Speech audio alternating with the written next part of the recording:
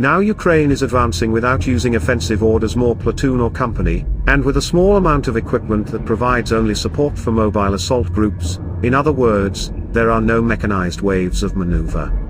The minus of the NATO school and others is that they are still living an illusion called a large-scale ground offensive.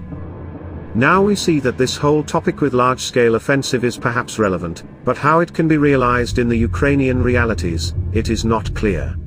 And the question that all military analysts and observers are asking now is as follows: is this large-scale ground offensive even possible or not?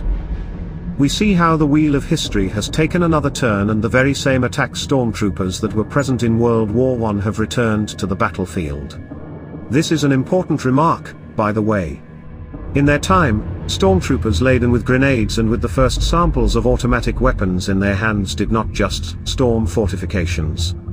They had a very powerful artillery support in the form of Krupp guns, very powerful howitzers, which plowed and broke up the defense, and then came the stormtroopers. If the artillery did not cope somewhere, then the attackers became sad and they were not very successful in advancing. And what do we see now? HIMARS, M777 howitzer and cluster munitions have replaced the Krupp guns. And then again in the battle there are stormtroopers, platoon or company level. There are not even brigades organized into tank, mechanized battalions.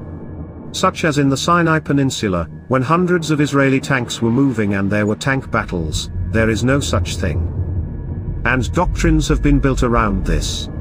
And this also applies to demining. Doctrines are also left over from the time when there were no wedding Mavics, FPV drones and other ubiquitous intelligence on the front. You create a sterile area with the means of defeat, prevent the enemy from interacting with that area in any way, where you'll have your undercover combat engineers working. And the enemy, according to classic doctrine, is ground observers, is field reconnaissance. These are not drones that didn't exist before, the observer is far away somewhere. And you keep him under fire control so he can't see until your engineers have cleared some area. Now that's impossible. You make a sterile area, you keep it under fire control, but the enemy just picks up a drone, sees everything at once, and aims everything he can point there. From kamikaze drones to artillery, helicopters and so on. Or airplanes come in and start dropping guided aerial bombs. The problems are related to this very aspect. Nevertheless, the Ukrainian General Staff is finding effective solutions, and the AFU is able to move forward with these assault groups with the support of means of defeat. The Ukrainian Liberation Forces are showing incredible success in this sense in terms of adaptation and ability to solve combat tasks in such unrealistically difficult conditions.